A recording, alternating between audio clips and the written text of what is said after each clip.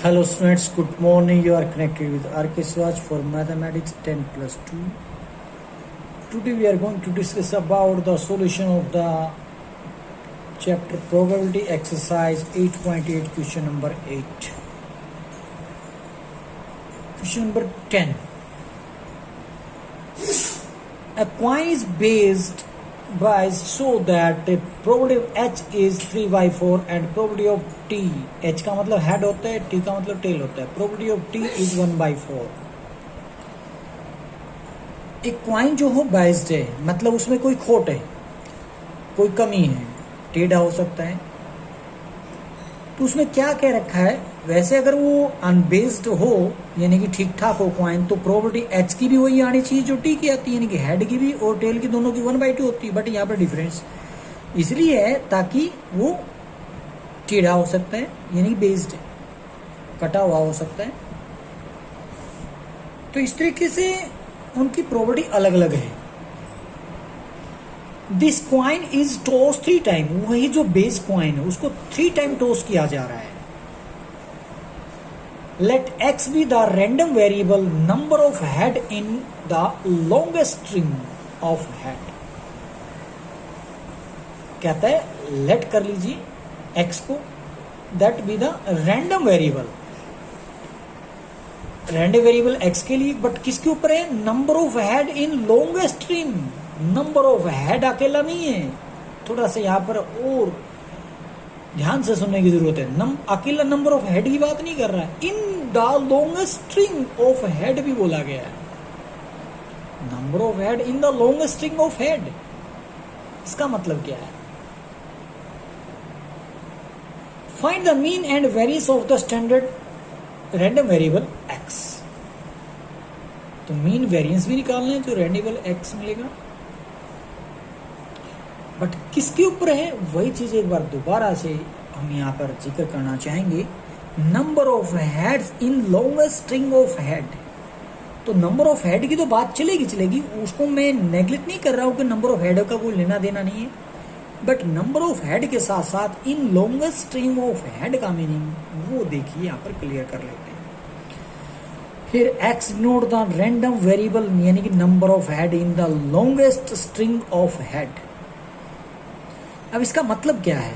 Longest sequence, क्या ये LONGEST, longest, longest sequence of consecutive head, यानी कि कॉन्जिक्यूटिव का मतलब लगातार, लगातार जो हेड की संख्या ज्यादा से ज्यादा हो, ज्यादा यानी कि बात कर रहा है तो वहां पर कितनी हो सकती है? तो x की वैल्यू 0 1 2 3 हो सकती है, क्योंकि 3 टाइम टॉस किया जा रहा है। 0 होने का मतलब एक बारी भी टेल ना आए, सॉरी हेड ना आए, तीनों बारी टेल आ जाए। 1 होने का मतलब x की, इसका मतलब ये होता है हेड एक बारी आ जाए। तो हेड एक बारी आने का मतलब यहाँ पर आप कंफ्यूजन में रह सकते हैं। तो इस 1 की केस में मैं अलग से करा दूं तो अच्छा रहेगा। क्या है यहाँ पे? देखिए 0 के केस में जब x की वैल्यू 0 हो तो कौन कौन से इवेंट बनेंगे? यूं कह लो, चलो x की वैल्यू 0 होने का मतलब एक भी हेड नहीं है, फर्स्ट पे भी टेल है, सेकंड पे भी टेल है, थर्ड पे भी टेल है। ये तो रहेगा x की वैल्यू जब 0 होती है तब। एक ही केस बना, जब x की वैल्यू 1 होती तो इसका मतलब क्या हो गया? एक बार ही हेड आना चाहिए। तो मान रहे हो कि आपके दिमाग में head tail tail tail head tail tail tail head, शायद आप यहां तक रुक जाओगे। नहीं हो तो गया, 1 हेड की बात तो कर रहे हो आप बेटा, 1 हेड तो बात कर रहा हूं मैं, वो तो बात ठीक है आपकी बात, क्योंकि 1 कहां से? x की वैल्यू 1 है, और हेड कहां से? इन्होंने जो कहा था नंबर ऑफ हेड की बात कर रहे हैं, नंबर ऑफ हेड 1 है, इतना नहीं है। साथ में उसने जोड़ा था लॉन्गेस्ट स्ट्रिंग ऑफ हेड। तो लॉन्गेस्ट स्ट्रिंग ऑफ हेड का मतलब मैं बता चुका हूं, longest sequence of consecutive head. Longest sequence of consecutive head के अंदर क्या हो सकता है? ये केस भी आ सकता है। इसका मतलब क्या है? कॉन्जिक्यूटिव हेड ज्यादा से ज्यादा कितना आना चाहिए? 1 आना चाहिए। तो यहाँ ज्यादा से ज्यादा कॉन्जिक्यूटिव लगातार हेड एक ही है, क्योंकि बीच में टेल आ गया, यहाँ भी एक अकेला है, तो यहाँ भी एक है, इसमें भी हेड, इसमें भी एक हेड है, इसमें भी एक हेड है। यहाँ हेड 2 आ चुके, एक बार देखने पे जो आपको नजर आएगा तो एक्स की वैल्यू 2 के केस में आना चाहिए, आप ये सोचते होगे, है ना। हो सकता है आपके दिमाग में यही हो कि जो है एक्स इज इक्वल टू 2 के केस में आना चाहिए। कि यहाँ जो उसने बात की थी longest sequence of conjugative head, तो यहाँ पर आ रही है सीक्वेंस में अगर देखा जाए एच के बाद टी आ गया है, लगातार दूसरा हेड नहीं आया है, लगातार दूसरा हेड नहीं आ रहा है, यहाँ टी के बाद एच आ रहा है, यानी कि डिफरेंट, बीच में कुछ ना कुछ गैप है।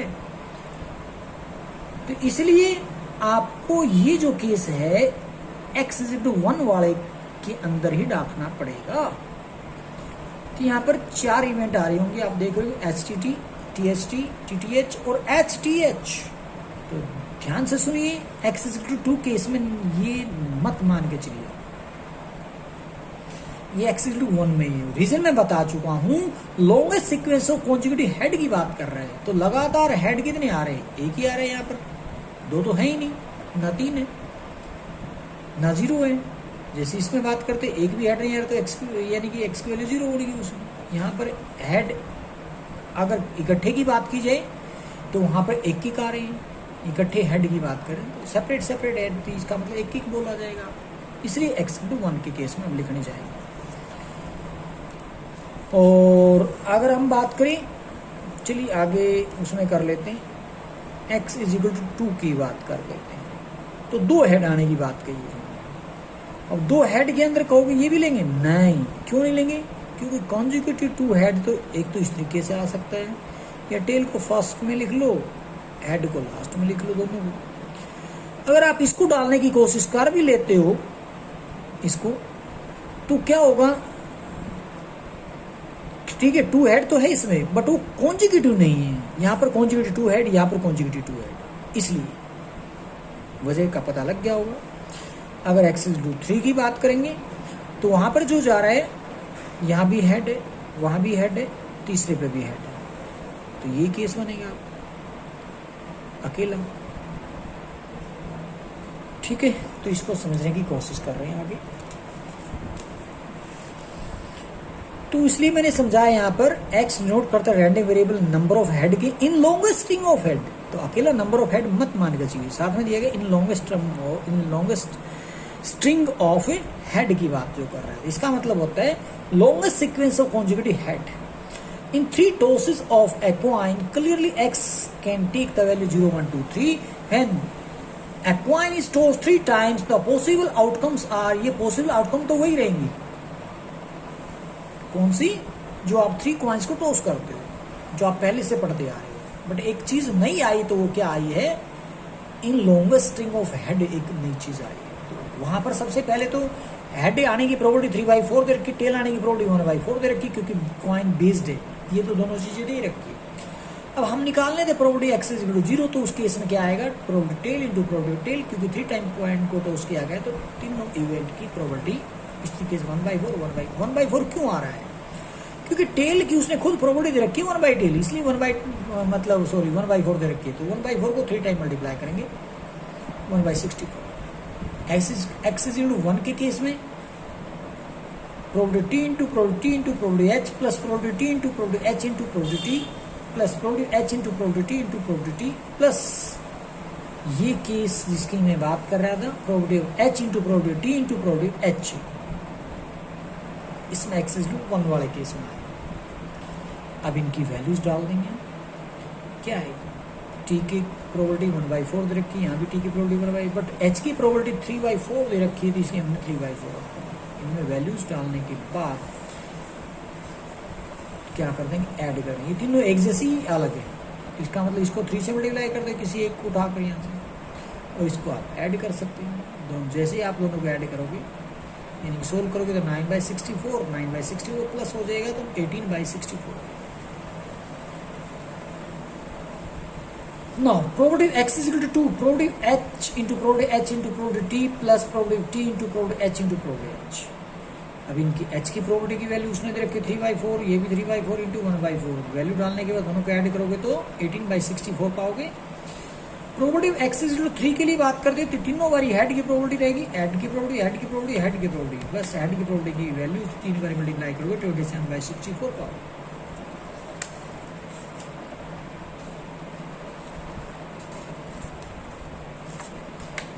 इसके लिए आपने यहाँ प्रोबेबिलिटी डिस्ट्रीब्यूशन तो दोनों के साथ बन जाएगा, मैंने साथ ही साथ मीन और वेरिएंस के निकालने के लिए टेबल तैयार कर लिया। तो x को हम xi बोल देते हैं, px को हम pi बोल देते हैं, तो उसमें 0 1 2 एक मिनट ये नहीं है,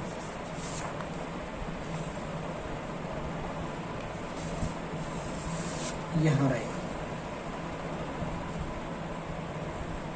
इसके लिए प्रोबेबिलिटी डिस्ट्रीब्यूशन मैंने यहां लिखा है,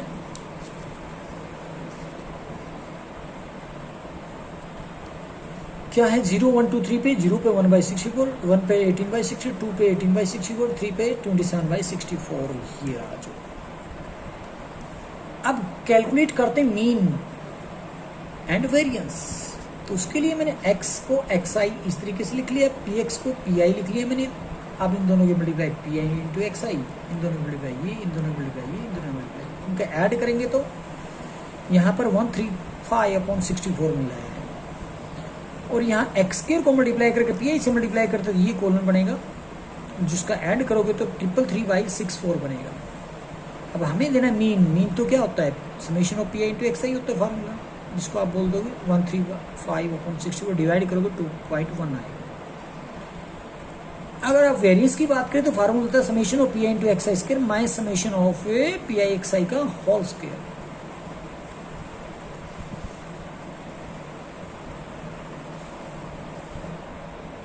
ये वैल्यू उठाकर यहाँ डाल दी, ये मीन वाली वैल्यू उठाकर यहाँ सीधे 2.1 उठा ली। अब इन दोनों की कैलकुलेशन करते हैं, तो इसको सोल्व किया तो 5.2 आया, इसको सोल्व किया तो 4.41 आया, इन दोनों का डिफरेंस करते तो 0.749। अगर मैं आपसे पर्सन करूँ कि स्टैंडर्ड डेविएशन निकालना है तो क्या करोगे, तो आपको फार्मूला का पता होना चाहिए। स्टैंडर्ड डेविएशन क्या होता है, रूट ऑफ वेरिएंस होता है, बस सीधी सी बात है, रूट ऑफ 0.79 इसका रूट निकालो। पता हुआ ही पॉइंट के साथ में डाइसिंग जीरो पेयर बनते हैं, तो 79 का एक पेयर बनेगा 79 का, बाकी उसको रूट निकालना।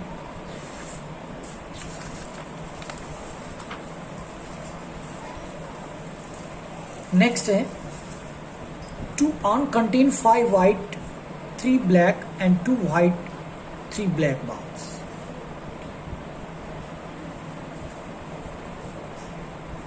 One ball is drawn from each arm. एक बैग में ये बाल थी, दूसरे बैग में ये बाल थी, और दोनों में से एक एक निकाली जा रही है। Find the expected number of white ball. Important चीज आई है यहाँ पर, वर्ड एक तरीके से बोलो इंपॉर्टेंट वर्ड है, expected number of white ball drawn find out करना है। Find the expected number of white ball drawn. क्या आप जानते हैं पहले से इसका मतलब क्या है, क्या मैंने बताया अभी तक? अगर नहीं बताया तो नोट कर लें। Expected number of white ball का मतलब मीन है।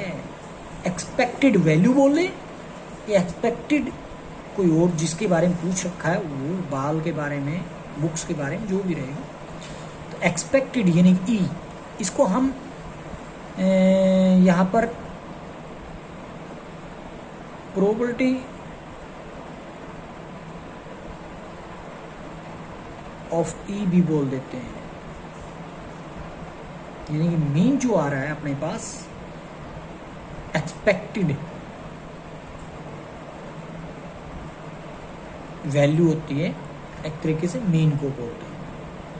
Expected number of white ball का मतलब क्या निकालना, मीन निकालना पड़ेगा। तो मेरे कहने का मतलब यहाँ पर क्या वजन डालने की चीज़ है, यहाँ पर expected number of white ball निकालना क्या है, बस ये आपको समझना है, बाकी तो शायद सारी चीज़ें आपको आती होंगी। Let X be the random variable which denote the number of white ball.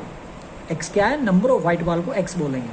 When a ball is drawn from each of 2 urns, clearly X can take the value 0 1 2, क्योंकि बाल तो आप 2 ही निकाल रहे हैं तो 2 तक जाएगी एक्स की वैल्यू, 0 भी हो सकते हैं, यानी कि एक भी ना निकले। क्या एक भी ना निकले, व्हाइट बॉल एक भी ना निकलेगा। Let W1 and W2 denote the event of drawing a white ball from ith on and BI denote the event of drawing a black ball from ith on where I is 1 2, यानी कि first और second ball की बात कर रहे हैं। तो W1 की प्रोबेबिलिटी का मतलब फर्स्ट ऑन से जो बॉल ड्रॉ करोगे व्हाइट, उसकी प्रोबेबिलिटी रहेगी। फर्स्ट ऑन में व्हाइट बॉल थी 5, टोटल है 8, तो 5/8 उसकी प्रोबेबिलिटी हो जाएगी। W2 सेकंड बैग से, सेकंड ऑन से व्हाइट बॉल निकालने की प्रोबेबिलिटी 2/5 हो जाएगी, हमने भी 2/5। फर्स्ट बैग से ब्लैक बॉल ड्रॉ करने की प्रोबेबिलिटी, फर्स्ट बैग से ब्लैक 3 है, 3/8 हो जाएगी। सेकंड बैग से ब्लैक बॉल ड्रॉ करने के मतलब 3/5 हो जाएगी।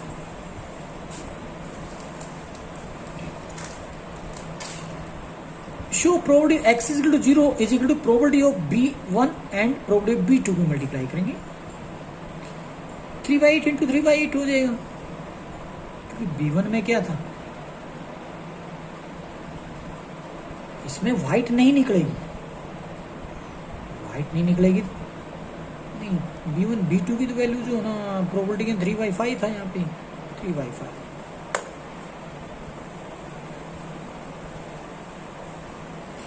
तो क्या कह रहा हूं मैं, प्रोबेबिलिटी x 0 होने का मतलब है एक भी व्हाइट ना निकले, दोनों ब्लैक निकले। फर्स्ट में से भी ब्लैक निकलेगी और सेकंड में से ब्लैक, दोनों की मल्टीप्लाई करूंगा तो ऊपर हो जाएगा 9, नीचे हो जाएगा 8 5 40। प्रोबेबिलिटी x 1, एक व्हाइट निकले, वो दो तरीके से निकल सकती है, फर्स्ट बैग से निकल सकती है या फिर सेकंड बैग से व्हाइट निकल सकती है। तो दो इवेंट आ रही है, तो probability of W1 into probability of W2 या फिर probability of B1 into probability of W2, यानी कि फर्स्ट ऑन से व्हाइट, सेकंड ऑन से व्हाइट, फर्स्ट ऑन से ब्लैक, सेकंड ऑन से व्हाइट। अब इनकी वैल्यूज यहाँ रखते, दोनों को ऐड करते थे, 21/40 मिला।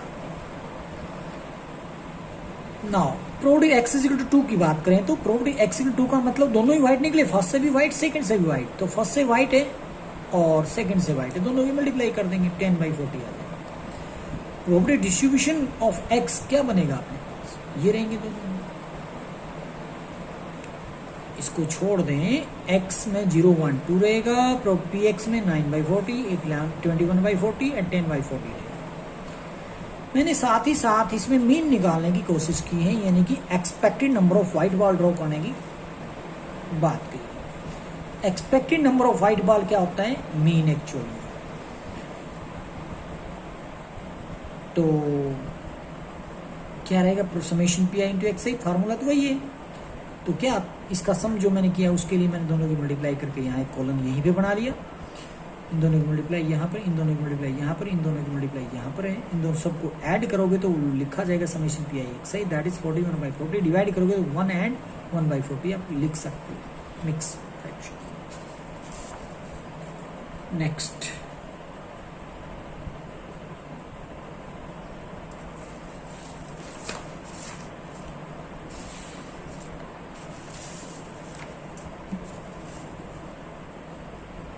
नेक्स्ट है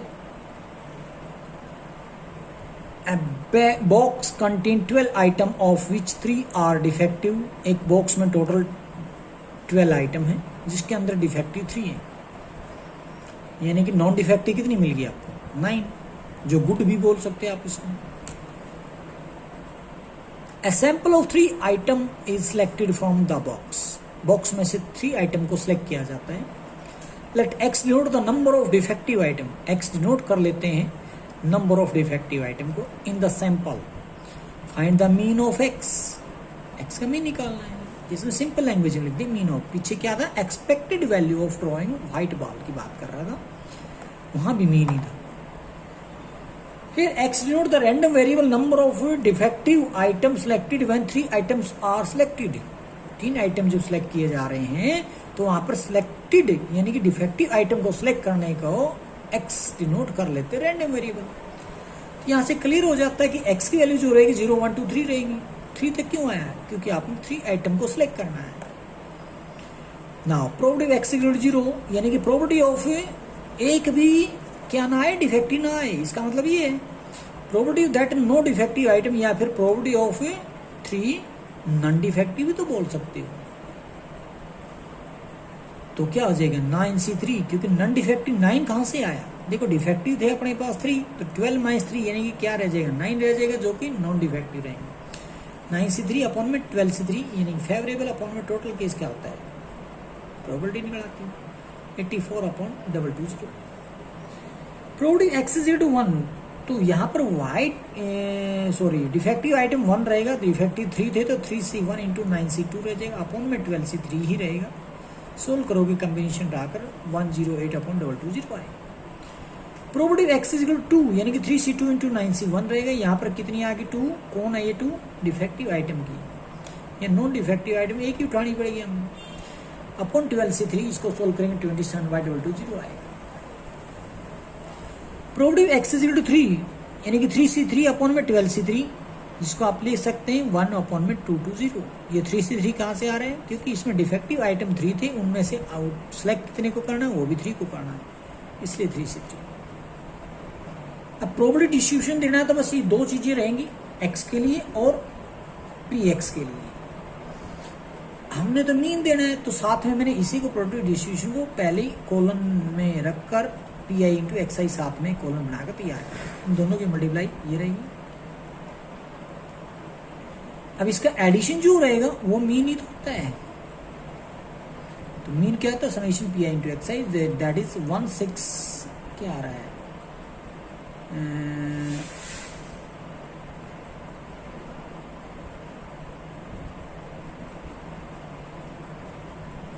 3 4 7 15, ठीक, तो क्या आ रहा था 15 था ये, तो क्या रखा हमने, इनको ऐड किया तो वो आया summation P I into X I, that is 165/220। Mean का formula P I into X I, तो इसी को हम बोल देते हैं 165/220, जिसको आप शॉर्ट करके यानी कि कैंसिल आउट करने के बाद 3/4 पाओगे, that is the mean of x.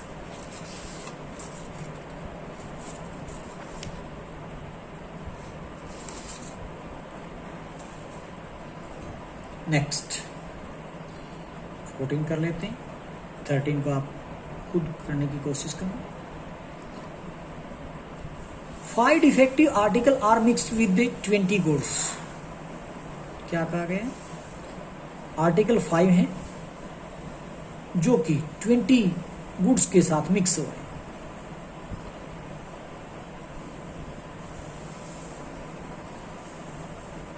तो कुल मिला के आप अगर यहां से बात करें, टोटल जो आर्टिकल है वो 25 है, 5 तो डिफेक्टिव हैं और नॉन डिफेक्टिव यानी कि गुड कितने हैं 20। 4 article are drawn simultaneously at random, कितने आर्टिकल को ड्रॉ किया जा रहा है 4।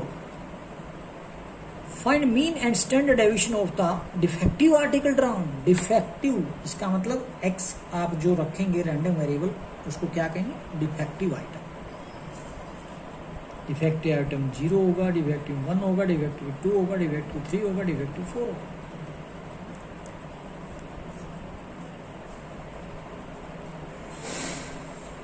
Let x note the random variable number of defective articles drawn when 4 articles are drawn.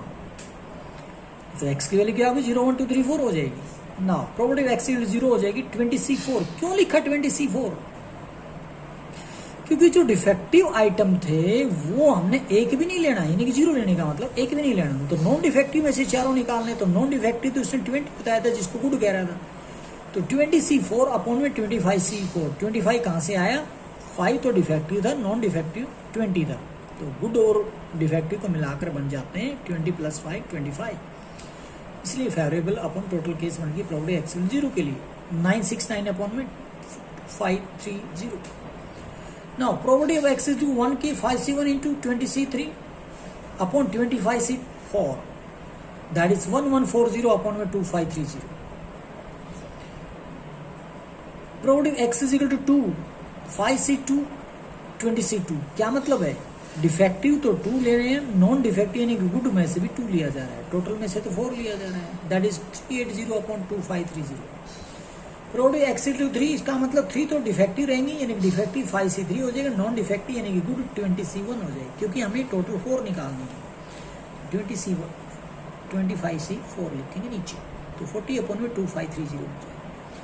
Probability X equal to 4 का मतलब सारी की सारी डिफेक्टिव रहेंगी, 5C4 लिखेंगे, टोटल डिफेक्टिव 5 थी तो 5C4 आ जाएगा, अपॉन में 25C4 लिखेंगे, that is 1/2530। Required probability distribution of x क्या बनेगा, एक्स के अंदर 0 1 2 3 4 लिखेंगे, उसमें एक्स की प्रोबेबिलिटी जो बनेगी 969/2530, 1 के केस में 1140/2530, 2 के केस में 380/2530, 3 के केस में 40/2530, 4 के केस में 1/2530।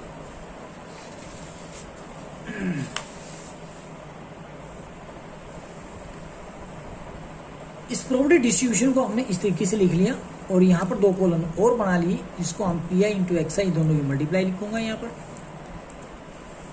और इनका ऐड करता हूँ तो 2024/2530 आ रहा है, जिसको आप मीन आप बोल सकते हैं, क्योंकि मीन का फार्मूला ही PI इंटू XI का समेशन होता है।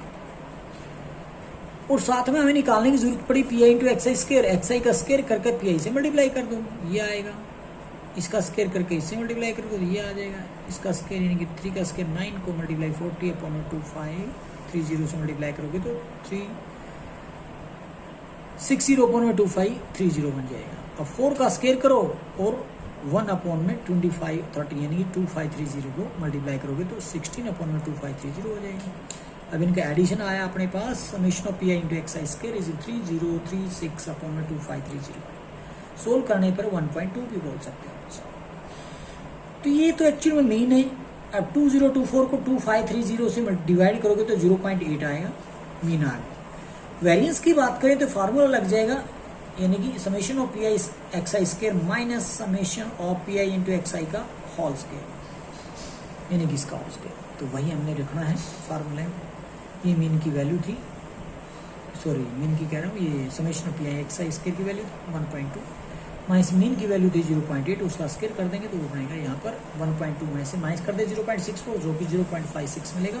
स्टैंडर्ड डेविएशन की बात की है तो उसको बोलते हैं सिग्मा, सिंबल रहेगा तो वो क्या हो जाएगा, रूट ऑफ 0.56 जो कि 0.7483 बनेगा।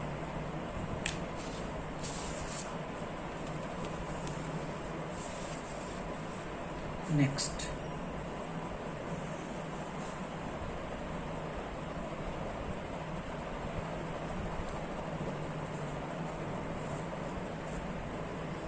Three bad eggs got mix with 7 good eggs. 7 eggs तो ऐसे जो गुड हैं और 3 एग्स ऐसे जो बैड हैं, मतलब ठीक नहीं है, नॉट गुड। वो कहते हैं मिक्स कर दिया आपस में। तो टोटल की बात करूं तो टोटल एग कितने आ जाते हैं, 10। If the 3 eggs are drawn without replacement, 3 eggs को निकाला जा रहा है विदाउट रिप्लेसमेंट, कॉम्बिनेशन यूज करेंगे। From 10 eggs find the mean and the variance for the number of the bad eggs among them. तो बैड एग्स यानी कि जो रैंडम वेरिएबल किसके ऊपर बात चलेगी, नंबर ऑफ बैड एग्स की बात चलेगी। तो लेट कर लेते हैं, let X with the random variable which denote the number of bad eggs drawn in 3 draws from a total of 7 good and 3 bad eggs. तो टोटल तो 10 हो जाएंगे ना। क्लियरली कि एक्स की वैल्यू जो रहेगी वो क्या रहेगी, 0 1 2 3 रहेगी। प्रोबेबिलिटी एक्स इज 0 एक भी बैड ना हो, बैड नहीं है तो कितने गुड 7 है ना, 7 में से 3 के 3 लेके चलेंगे तो 7C3 अपॉन में 10C3, जिसको आप 35/120 बोलोगे। प्रोबेबिलिटी एक्स इक्वल टू 1 के लिए 3C1 इंटू 7C2, यानी कि बैड में से 1 लेना है और गुड में से 2 लेना है, क्योंकि टोटल तो हमें 3 का रिजल्ट देना है, इसलिए इनके कॉम्बिनेशन तोड़ोगे तो 3 इंटू 21/120, जिसको 63/120 लिखोगे। प्रोबेबिलिटी एक्स इज 2 के लिए 3C2 इंटू 7C1 अपॉन में 10C3, 21/120 हो जाएगा। प्रोबेबिलिटी एक्स इज 3 के लिए 3C3 अपॉन में 10C3, 1/120 हो जाएगा। Probability of distribution of X is क्या बन जाएगा, एक्स के लिए 0 1 2 3 था, 0 के लिए वैल्यू प्रोबेबिलिटी की 35/120 है, 1 के लिए एक्स की वैल्यू जब आ जाती है तो प्रोबेबिलिटी एक्स की रहेगी 63/120। जब x की वैल्यू 2 होती है तो प्रोबेबिलिटी x 21/120 और प्रोबेबिलिटी x जब x की वैल्यू 3 हो तो 1/120 होता है। अब लेते हैं हम इसको कोलन के अकॉर्डिंग, यानी कि मीन वेरिएंस निकालना हमें। तो calculation of mean and variance में हमें एक काम करना पड़ेगा, कोलन टाइप में रखेंगे। x की वैल्यू रहेगी 0 1 2 3 4 और px जिसको हम बोल रहे थे यहाँ pi बोल देते हैं 969/2530 और इनकी जो प्रॉपर्टी आई उनके सामने लिखे जा रहे हैं। अब इसको ऐड करोगे तो 1 पाना चाहिए, जो कि हम 1 मिला हमें, तो इसका मतलब ठीक है हमारी कैलकुलेशन। अब इन दोनों की मल्टीप्लाई कीजिए pi इंटू xi तो रहेगी 0, यहाँ पर ये रह जाएगी 1140.2530। इन दोनों की मल्टीप्लाई यहाँ, इन दोनों की मल्टीप्लाई यहाँ, इन दोनों की मल्टीप्लाई यहाँ। इनको ऐड करता हूँ तो मेरे को मिलता है summation of pi xi is equal to 2024/2530। Now we will find the value of pi xi square. First of all square of xi and multiply with pi, तो ये तो 0 ही हो जाएगा। 1 का स्क्वायर 1 ही होता है, ये एज इट इज हो जाएगा ये वाला। अब 2 का स्क्वायर 4 से मल्टीप्लाई करोगे 380 को, और तो इस अपॉन में 253 को लिखोगे तो ये बन जाएगा। इसका स्क्वायर 9 को मल्टीप्लाई करोगे इससे तो ये बनेगा। 4 का स्क्वायर 16 से मल्टीप्लाई करोगे इसको 16/253 चलो। सम करके देखा था क्या मिला आपने को, summation pi xi square equal 3036/2530 that is equal to 1.2। अब मीन निकालते हैं तो हमें डायरेक्टली ये मिला हुआ है 2024/2530, डिवाइड करोगे तो 0.8 आएगा। वेरिएंस निकालते हैं सिग्मा स्क्वायर जिसको बोलते हैं summation pi into xi square, that is ये इक्वल नहीं है, माइनस है। तो summation of pi into xi square minus mean का स्क्वायर भी बोल सकते हो, समेशन pi xi का स्क्वायर कह सकते हो। तो इसकी वैल्यू आ चुकी है हमारे पास, ये रही। इसकी वैल्यू यहाँ निकाली 1.2 में से 0.64 माइनस करते हो तो 0.56 आएगा। स्टैंडर्ड डेविएशन जिसको आप सिग्मा से रिप्रेजेंट करते हो तो वो रहेगा रूट ऑफ 0.56, इसका रूट निकालो 0.7483 मिलेगा।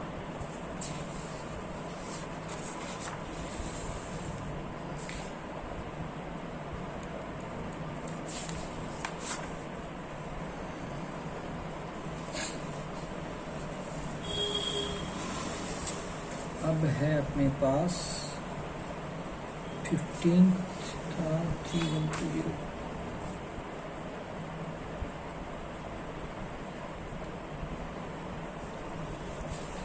ये किस क्वेश्चन की कैलकुलेशन हो चुकी है?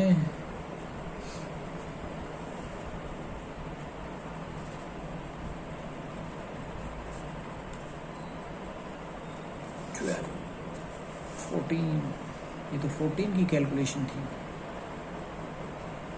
ये 14 की थी, जो मैंने अभी अभी कैलकुलेशन कराई है 14 की कराई है, क्योंकि सीक्वेंस बिगड़ गई थी। 15 का जो यहाँ तक हम कर चुके थे उसका यहाँ पर देखोगे ये मिलेगा आपको कैलकुलेशन में। तो इस बात पर नोट करना, दूसरा पेज मिक्स हो गया था यहाँ पे। तो काम वही है, जो कि xi थी वो सामने रखा, pi थी वो इधर रखा, कोलन इन दोनों की मल्टीप्लाई की pi इंटू xi। अब xi का स्क्वायर करके pi से मल्टीप्लाई करते ये कोलन बन जाएगा। इसका ऐड करते ये मिल रहा है, इसका एडिशन ये मिल रहा है। मीन के लिए अब जानते हैं 9/10 डायरेक्टली, यानी कि 0.9 बोल सकते हो। वेरिएंस के लिए फार्मूला होता है summation pi xi square minus summation pi xi का होल स्क्वायर, जो कि 13/10 में से माइनस कर दो 9/10 का होल स्क्वायर, जो कि मिलेगा कैलकुलेशन होकर 0.49। नेक्स्ट क्वेश्चन क्या कह रहा है? Class has 15 students whose ages are 14, 17, 15 ये दे रखी है, और one student is selected in such a manner that each has the same chance of being chosen and the age x of the selected student is recorded। तो कुछ बच्चों की as they रखी है, जो कि 15 स्टूडेंट्स है, उसमें से एक बच्चे को सिलेक्ट किया जा रहा है, उसकी एज के बारे में रिकॉर्ड किया जा रहा है। Find the mean variance and standard deviation. तो यहाँ पे है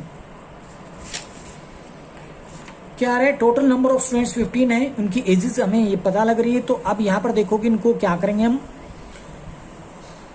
असेंडिंग ऑर्डर में लिख लिया है उनकी एजेस को, 14, 14, 15, 16 आप देख पा रहे होंगे।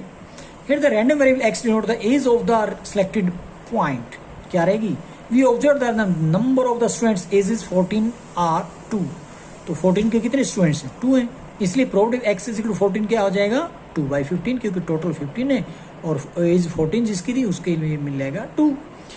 Number of students of age जिसकी 15 होगी तो 1 है तो 1/15 हो जाएगी, जिसके एज 16 है तो उसमें हमें 2 मिल रहा है तो 2/15 हो जाएगी, जिसकी एज 17 है तो वहाँ पर 3 मिल रहा है 3/15 हो जाएगी, जिसकी एज 18 है तो वहाँ पर 1 मिल रहा है तो 1/15। एज 19 वाले 2 स्टूडेंट्स है 2/15, एज 20 वाले 3 स्टूडेंट्स है 3/15 हो जाएगी, एज 21 वाले 1 है तो 1/15। प्रोबेबिलिटी डिस्ट्रीब्यूशन एक्स क्या हो जाएगा 14 एज 15 एज 16, इस तरीके से 21 तक इनकी प्रोबेबिलिटी मैंने निकाल कर सामने यहाँ पर रख देंगे। Calculate the mean of and variance and standard deviation की बात करें तो वो कहाँ जाएगा, यहाँ पे, जिसकी एज 14 15 16 17 19 18 20 21 के यहाँ लिखी, उनकी प्रोबेबिलिटी हमने पहले निकाल ली है। इन दोनों की मल्टीप्लाई की ये कॉलम बन जाएगा, इसका स्केयर करके इससे मल्टीप्लाई करोगे तो ये कॉलम तैयार हो जाएगा। अब इसके सम यानी कि समेशन पी आई एक्स आई को मीन बोल देते हैं, और वेरिएंस के लिए हमें जरूरत पड़ेगी इस फार्मूले P I X I square का सम ये उठा लिया मैंने और ये मीन का स्केयर कर दिया मैंने यहाँ से, उसकी कैलकुलेशन मिली 4.78। स्टैंडर्ड डेविएशन के लिए इसका रूट निकाल देंगे 2.19 मिल जाएगा। Thank you.